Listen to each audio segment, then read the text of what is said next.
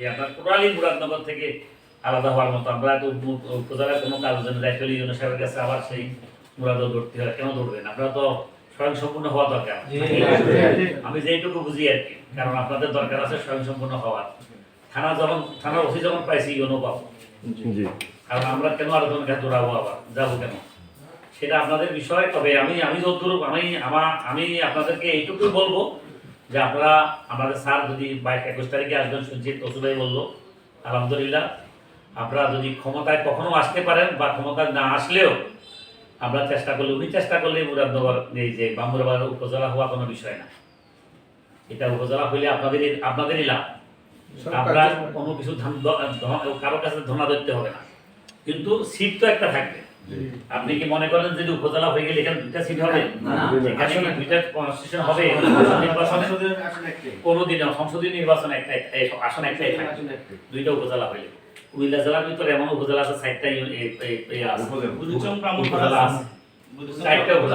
ধর্ম বর্ণ নির্বিশেষে সবাই মিলে আমরা একসাথে বসবাস করবো, একসাথেই থাকবো। কেউ কারো প্রতি কোনো বিদ্বেষপূর্ণ কথা বলবো না, বিদ্বেষপূর্ণ কোনো কিছু করবো না, যেটা নিজেদের ভিতরে একটা দূরত্ব সৃষ্টি হতে পারে, সামাজিকভাবে একটা সমস্যা সৃষ্টি হতে পারে।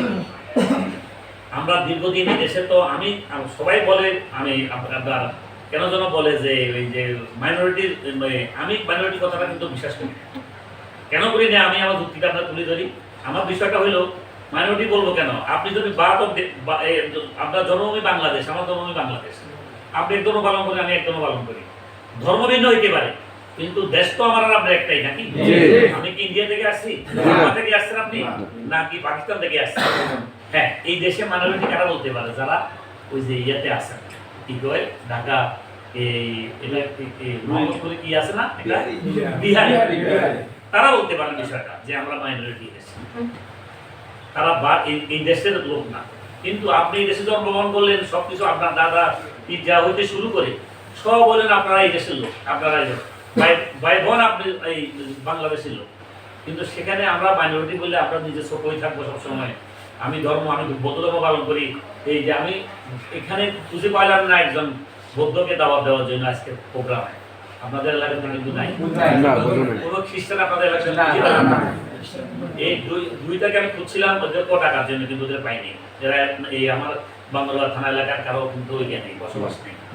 সেই অনুপাতে তারপরও আমার যেমন রামচন্দ্রপুর হিন্দু অধ্যুষিত এলাকা না বেশিরভাগ, নাকি ঠিক আছে না? ওই রামচন্দ্রপুর তো কোনোদিন একটা ডিল কোনো মুসলমানে করে হিন্দুদেরকে ছুটতে শুনি নেই। আমি আসার আগে যে বিসিপি আমার কাছে আছে সেটা তো শুনিনি, কখনো হয়নি। এত বড় ঘটনা ঘটে গেল এই যে ইয়াতে কি করে 5ই আগস্টে।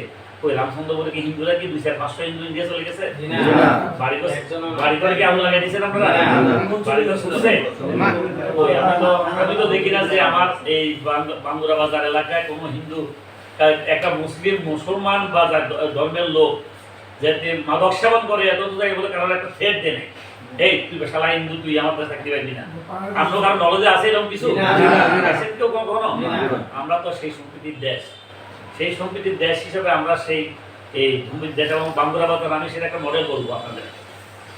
আপনারা যে 5ই আগস্টের পরে যে আপনাদের শান্তি শৃঙ্খলাভাবে আছেন, যারা এই দেশে অত্যাচার করছে, আমি গত 2.5 মাসে আমার চাকরি জীবনে এখানে আমি তো এই বিএনপি আমল দেখছি, শাসনামল, এই আওয়ামী লীগ শাসনামল দেখছি, 2টা শাসনামল দেখছি, 2 তত্ত্বাবধায়ক শাসনামল দেখছি, একটা ভাগ করিয়ে আছে, আরেকটা দেখতেছি।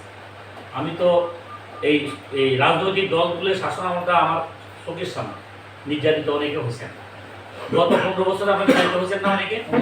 এখানে আওয়ামী লীগ বিএনপি অনেকে থাকতে পারেন, যদি থাকেন আমি জানি না, আসলে কেউ যদি থাকেন, কিন্তু নির্যাতিত হওয়ার পরে আপনারা যারা আছেন, বিএনপির লোক, জামাতের লোক বা আদার দলের লোক, ইসলামী আন্দোলনের লোক, অন্য ধর্মের লোক যারা আছেন, এই যে তারা কি এটা নিয়ে কি একটা আওয়ামী লীগের লোকের উপরে একটা থাপড় দিয়েছেন? আমার কাছে একটা মামলা তো কেউ নিয়ে আসেন না, একটা অভিযোগ, মুখে একটা অভিযোগ আসে নাই। 999 তো চালু আছে নাকি? সবচেয়ে নিরাপত্তা 999। এখানে তো কেউ থানায় অভিযোগ করে না। এই যে সকালবেলায় রোয়াসালাতে একটা সমস্যা সৃষ্টি হলো, ওই বেটা আমার কাছে আসা না, অভিযোগ করলো, ওইখান থেকে 999 ফোন দিয়ে 999 আমার জানাইছে, আমি পুলিশ পাঠাইছি, পুলিশ ঘটনাস্থলে। আগে পুলিশের জন্য আইসা অভিযোগ দিয়ে 2-4 ঘন্টা বসে থাকা লাগতো, 2 ঘন্টা বসে থাকা লাগতো। পুলিশ বাইরে যেতেছে, কনস্টেবল সাহেব রেডি হইতেছে, পোশাক লাগাইতেছে, বের করেন, তারপরে দারোগা বসে বসে ডাকতেছে আসার জন্য। এখন তো সেই সুযোগ নাই, পুলিশ স্মার্ট পুলিশ এখন। আমরা এখন অনেক স্মার্ট। আপনি বলার আগে আমি পুলিশ 8টা রেডি, 8টাই রেডি।